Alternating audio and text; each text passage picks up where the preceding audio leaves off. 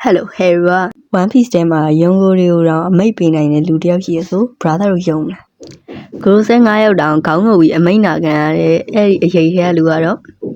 ဟုတ်ပါတယ်သူ့နာမည်အီမူပါဒီဗီဒီယိုထဲမှာအီမူကဘာတူလဲဘာကြောင့် Walker ပတ်မှတ်ပေါ်မှာတော့အာဏာရှိနေရလဲသူက final villain ဖြစ်လာနိုင်မလားအားလုံးကိုတစ်ခုချင်းစီခွဲပြောပြသွားပါမယ်အီမူဆိုတာဘာတူလဲအီမူကိုပထမဆုံးမြင်ရတာ referee အမှာပါအဲ့ချိန်ထိအားလုံးက Walker ပတ်မှတ်ရဲ့အမြင့်ဆုံးက Grocery လို့ပဲထင်တာပါဒါ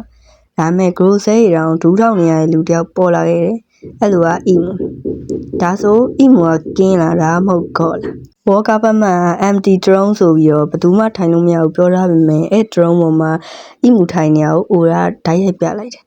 အဲ့ဒီတစ်ချက်တည်းနဲ့ Walker ပတ်မှတ်ရဲ့လိမ်လည်မှုကြီးဖော်ထုတ်ခံလိုက်ရတယ်ကိုရိုဆဲနဲ့အီမူရဲ့ဆက်ဆံရေးကိုရိုဆဲက Celestial Dragon ရဲ့အမြင့်ဆုံးအာဏာပိုင်တွေဖြစ်တယ်ဒါမဲ့အီမူတွေ့ရချိန်သူတို့ကအမိတ်ခံလူတွေဖြစ်သွားတယ်အဲ့ဒီချက်ကဘာကိုပြောရလဲဆိုရင်အီမူက Celestial Dragon တွေထဲတောင်အဆင့်မြင့်တယ်ဆိုတာကိုပြောနေတာ theory တစ်ခုအရအီမူက Asian Gate တောင်ဖြတ်စည်းခဲ့တဲ့မူလဘယင်ရောက်20ရဲ့တယောက်ဖြစ်နိုင်တာပါပဲအဲ့ဒီဘယင်တွေက Walker ပတ်မှတ်ကိုတီးထောင်ခဲ့ပြီးတော့အီမူကတော့အရေးထဲမှာအမြဲအာဏာကိုကင်ထားခဲ့ပါတယ်ဘာသာတို့အနေနဲ့ဒီတိဆက်ကြည့်လိုက်ဆိုရင်တော့ light လေးတယောက်တစ်ချက်စီနှိပ်ပေးခဲ့ဖို့တောင်းဆိုပါတယ်Vice Century နဲ့အီမူ Vice Century ဆိုတာနှစ်တရာတိုင်အောင်တမိုင်းကိုဖုံးထားတဲ့အချိန်မှာအဲ့ဒီအချိန်ကိုဖြတ်ထားတဲ့သူကဘယ်သူဖြစ်မှထင်လဲ Walker ပတ်မှတ်ဒါပေမဲ့ Walker ပတ်မှတ်အပေါ်မှာရှိတဲ့သူကအီမူဖြစ်ရင် theory ကအီမူက Joy Boy ရဲ့ဓာတ်ရိုက်ရန်သူဖြစ်နိုင်ပါတယ်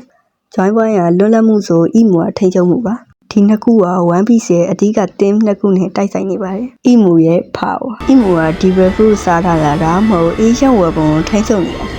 စားဖို့ရဲ့ SCM မှာကျွန်းတစ်ခုလုံးအလိမ့်နဲ့ပြတ်သွားတာအောင်မြင်လိုက်ရပါတယ်အဲ့ဒါက Buster Gold မဟုတ် Emerald မဟုတ် Yonko လည်းမဟုတ်ပါဘူး theory တွေအရ Uranus ကိုအီမူထိန်းချုပ်နေရပါ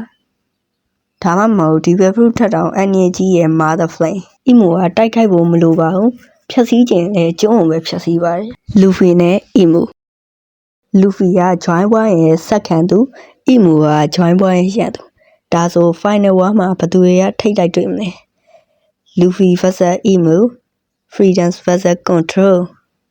Luffy ရဲ့ Gear 5လွတ်လပ်မှုအပြည့်ကိုစားပြုပါတယ်။ Emu ကတော့ကဘာကိုထိန်းချုပ်ထားတဲ့အာဏာပိုင်ပါ။ဒီတိုက်ပွဲဟာ One Piece ရဲ့အဆုံးသတ်လည်းဖြစ်လာနိုင်ပါတယ်။ Emu က final villain လား။ Kaido, Blackbeard ရဲ့ Kainu သူတို့အားလုံးက Luffy ရဲ့လမ်းပေါ်အဆင့်တွေပါ။ဒါပေမဲ့ Emu က